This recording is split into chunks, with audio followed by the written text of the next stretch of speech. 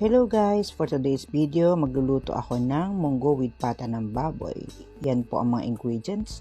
Bale, pinalambot ko lang po sa pressure cooker ng 10 to 15 minutes ang pata ng baboy. Ganon din po ang munggo.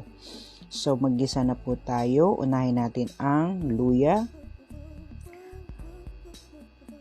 bawang, at sibuyas.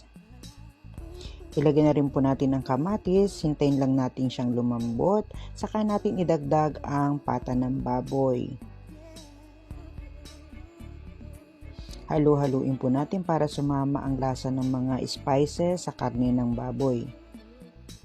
Nagdagdag na rin ako ng paminta, chili flakes at ginisa flavor mix.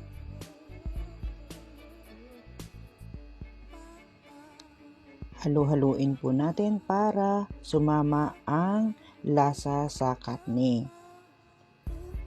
Magdadagdag na rin po ako ng tubig. Depende po kung gaano karami ang gusto nyong sabaw. Halu-haluin ulit natin para magsama-sama ang lasa.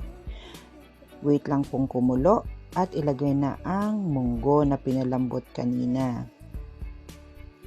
So, let it boil for 2 to 3 minutes. Lagyan ng patis at ilagay na po ang kangkong leaves. And we're done. Thank you for watching.